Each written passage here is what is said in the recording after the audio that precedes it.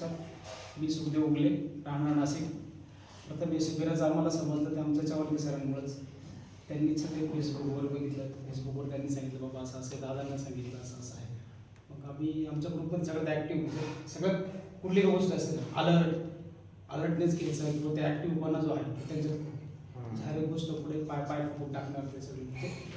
मी काय विचार केला, त्यांनी सांगितलं किंतु परंतु अजिबात नाही, जाऊया आपण.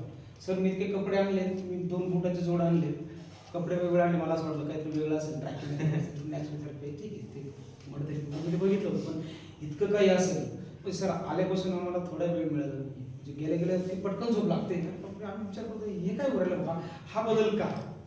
सुनील चव्हाण की आम्ही रात्री कमीत कमी रात्री 12 वाजता गप्पा मारणारी व्यक्ती आम्ही. इथं संध्याकाळी आम्ही 8:30 पर्यंत असं वाटतं अरे झोप लागली काय होतं पुढं काहीच कळत नाही आहे. आणि जसं राऊत सरांनी सांगितलं की काही कुठली व्याधी नाही, सर मला कुठलीच तशी व्याधी नाही आहे.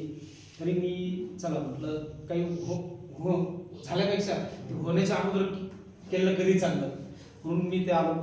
आणि विशेष मी तुम्हाला बघितलं सर, प्रसन्न वाटलं. तुम्ही जे दिले सर खूप देण्याचा प्रयत्न केला, म्हणजे कुठली काहीच कसर ठेवली नाही. मी काल सहज बोललो, मला सांगावं पण यार गुडघे म्हात्रे माणसं दुखतात म्हटलं. मी थोडंसं स्वतःला जेव्हा समजतो तर ते काय मी सहज सांगितलं गुडघा दुखतं आणि खरं दुखतं सर माझा गुडघा.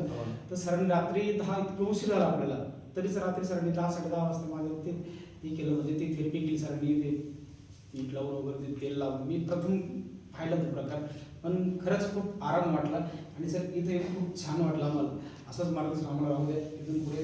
काही जसं आता राऊत सरांनी काही सहकार्य लागलं तुम्हाला, तुम्ही जे समाज प्रबोधन आपण कधीवर आलं म्हणून तुम्ही जे कार्य करताय सर, जर काही वाटलं आम्ही पूर्ण करायचं बाबा तुमच्या पाठीमागे नक्कीच उभे राहू.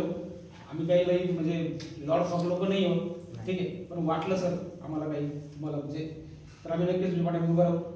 धन्यवाद सर.